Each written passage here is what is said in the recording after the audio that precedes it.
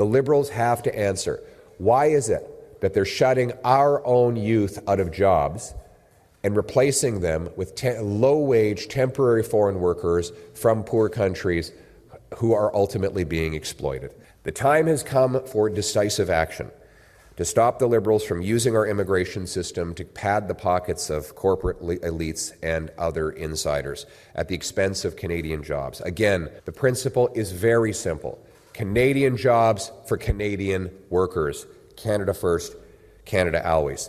That's why Conservatives are calling on the Carney government to permanently scrap the temporary foreign worker program and to stop issuing visas for any new temporary foreign workers coming into the country. That's the voice of Conservative leader Pierre Poilievre turning up the heat on the Mark Carney government, calling for a full-on shutdown of Canada's temporary foreign worker program. A fiery push ahead of Parliament's return. Now let's go to Michelle Rempel Garner, the Shadow Minister for Immigration for the Conservative Party of Canada, who is on the line. Miss Rempel Garner, thank you so much for taking the time for us this morning. Thanks for having me. So you know what I want to try and do here? I want to try and get to the truth of the temporary foreign workers program. Because, and I've got listeners this morning who own small businesses. They've sent me messages saying, Elias, I need this program. I'm using it. It's working for me. And then I've also seen these stories, and you're highlighting it on your social media, right? Domino's Pizza, $36 an hour, Niagara Falls, right? Baskin-Robbins, $35 an hour. Canadian Tire, $42 an hour. It seems like these are made-up unicorn jobs that don't exist. So what's the truth here, Ms. Rempel Garner, of how the temporary foreign workers program is working in this country? Well, you just need to look around and see that there were 1 in 5 kids who tried to get a job this summer who returned to school this fall without getting one. We're in a huge youth unemployment crisis right now in Canada. There's a report out today from Desjardins that's talking about how the temporary foreign worker program is definitely a factor in youth unemployment. There's other factors too, like technology disruption with artificial intelligence, some of the other economic concerns that we're seeing right now. But at the end of the day, the temporary foreign worker program is something that the government can control right now. And when we have skyrocketing youth unemployment levels and, stories of kids putting out hundreds of resumes to restaurant jobs, to others, and not getting a single nibble, the program needs to go. And it's been abused. The people who come to the country in it are, the program's just been rife with abuse. The UN likened it to modern day slavery. It's got to end. It's over. It's really bad. And I've spoken actually to that UN rapporteur that likened the temporary foreign worker program as a breeding ground for contemporary forms of slavery. It was on our show, I think it's 1 or 2 years ago, when that report came out. So I've heard those calls as well. But I'm trying to get to, is it just a portion? Or is it outright the whole system is crooked and bad and needs to go? Because obviously yesterday, the call from your party was entirely has to go. And I think there is I think most people would say there could be tweaks, but they get a little hesitant on an outright getting rid of the program. Well, here's the thing. We know that the program has led to wage suppression in Canada. The recent StatsCan reports show that the lowest 20% of wage earners in Canada in the first quarter of this year actually saw their wages drop. So why if we allow, it's sort of simple math, right? If the government allows a seemingly endless supply of temporary foreign labor into the country, that's not going to lead to wage growth, right? There's just so much evidence to show the negative impact that this program has on workers in Canada across the board. And again, I just want to reemphasize, this is something that's in the government's control today. There is a large pool of people in Canada that do not have jobs, that are looking for work. If this program didn't exist, it would force employers to hire them.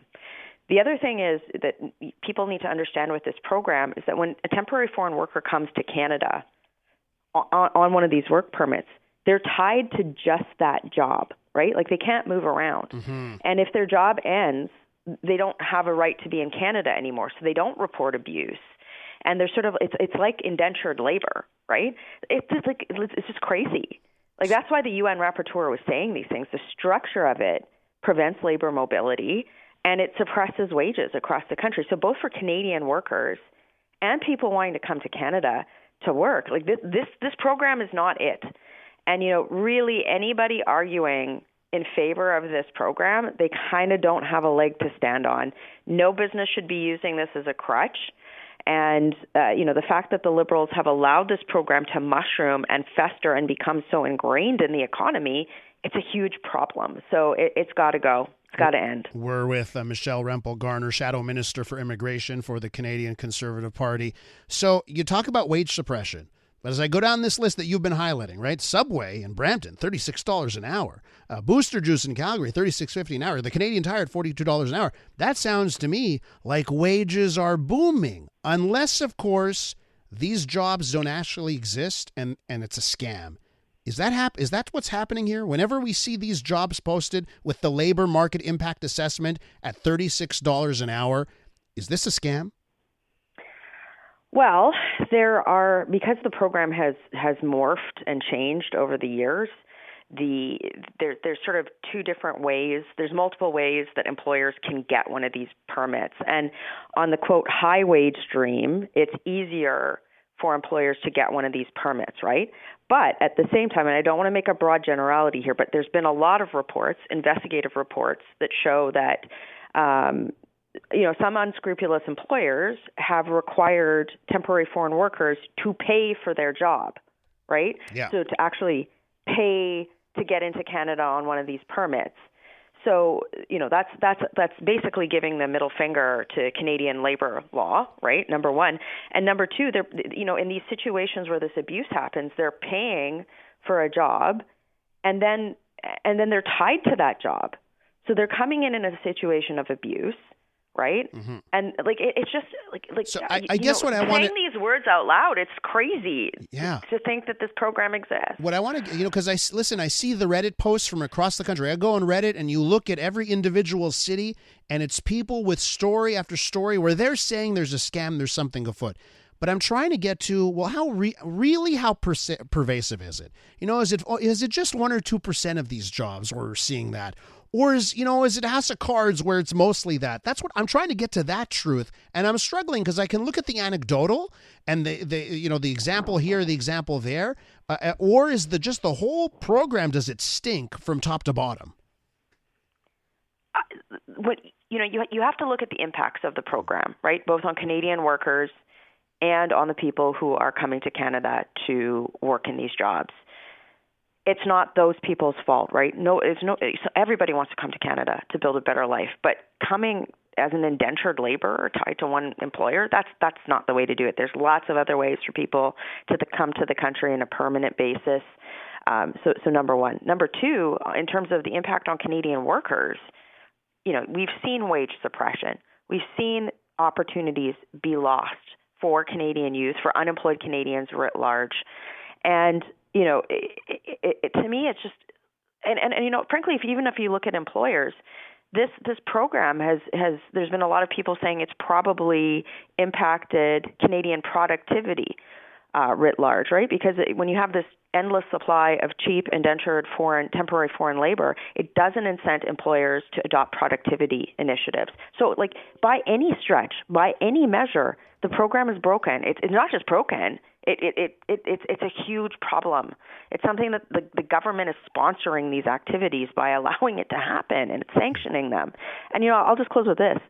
I think it's also normalized the perception of the need for this low wage temporary foreign underclass in our country.